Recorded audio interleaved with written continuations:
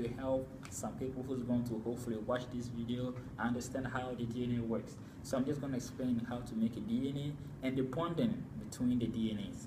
So first, how to make a DNA. So in order to make a DNA, we only need three things. We need a phosphate group, we need the pentose sugar, and we need a nitrogenous base. So this is the phosphate group. The phosphate group, a nitrogenous base, which is a pentose sugar. C6,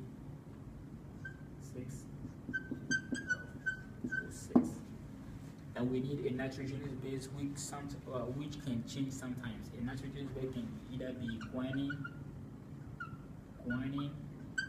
adenine, cytosine, uracil, or thymine. So these guys always change. So now we know how to make a DNA. We need a phosphate group, a nitrogenous base, and a pentose sugar. So now let's talk about the bonding between the DNA. So when it comes to the DNA, only one thing changes on the DNA. Over here, we're not talking about the mutations. We're not talking about none of that. We're just talking about the structure of the DNA itself. So when it comes to the DNA, the phosphate group and the pentose sugar, they don't change.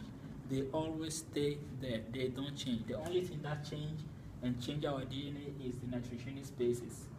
So for the bonding, when we come to the things that don't change, the phosphate group and the pentose sugar, they are covalently bonded. So these guys over here are covalently bonded. And when it comes to the nitrogenous bases, so over here we're only looking at one template or a strand, just one strand of a DNA. So when we come over here, we put a second strand of DNA. We're going to have this phosphate and pentose sugar over here, and we're going to have another phosphate and pentose sugar over here, which will be covalently bonded. But when it comes to the nitrogenous bases, in between those two, phosphate and pentose sugar and phosphate and pentose sugar, when it comes to the nitrogenous bases between them, in between those nitrogenous bases, we're going to have the hydrogen bonding, because the cell needs to replicate. And we know that the hydrogen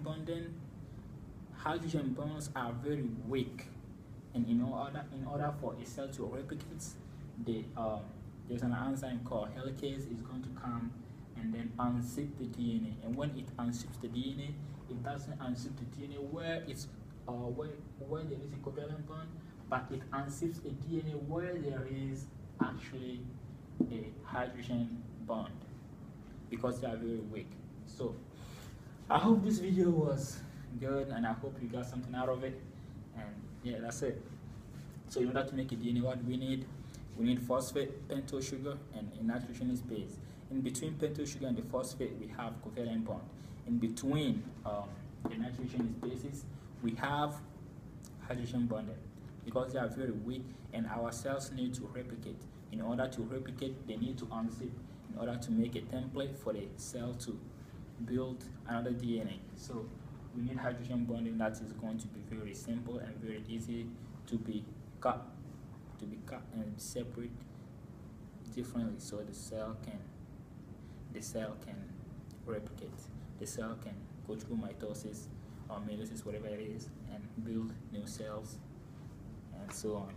So I hope this video was good. Thank you for watching. Bye bye.